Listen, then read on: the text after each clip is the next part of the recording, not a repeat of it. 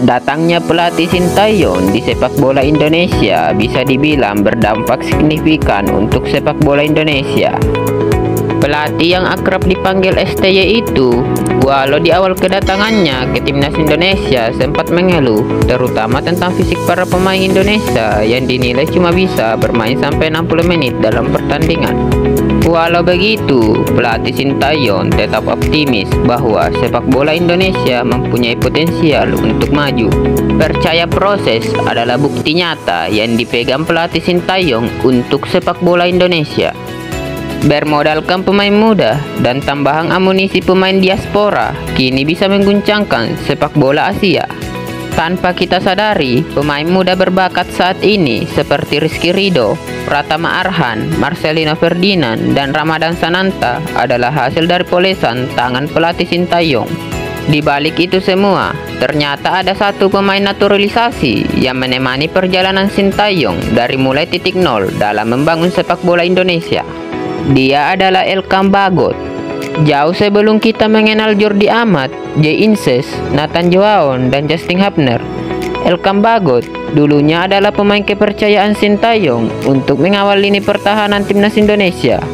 Bersama dengan Sintayong sejak awal kepelatihannya di timnas Indonesia, Elkam Bagot sebenarnya diperuntukkan untuk bermain di Piala Dunia U20 saat itu. Walau kenyataannya, timnas Indonesia gagal ikut serta dalam Piala Dunia tersebut. Meski begitu, Sintayong tetap mempercayai kemampuan Elkam Bagot. Dan pada akhirnya, tepat pada tanggal 12 Desember 2021, Elkam Bagot melakukan debut bersama tim nasional Indonesia senior saat melawan Laos di kejuaraan AFF. Hasil akhir pertandingan tersebut adalah kemenangan 5-1 untuk Indonesia. Bersama timnas Indonesia senior, Elkam Bagot sudah membantu membawa timnas Indonesia menjadi runner-up Piala AFF 2021 dan sukses mengantarkan timnas Indonesia senior dan U23 lolos ke Piala Asia. Terkhusus di Piala Asia Senior, Elkam Bagot juga tampil membantu timnas Indonesia lolos ke babak 16 besar Piala Asia. Namun, cukup disayangkan, Elkam Bagot tidak bisa memperkuat timnas Indonesia U23 di Piala Asia U23 saat itu. Karena saat itulah banyak supporter timnas Indonesia yang meragukan rasa nasionalis Elkam Bagot.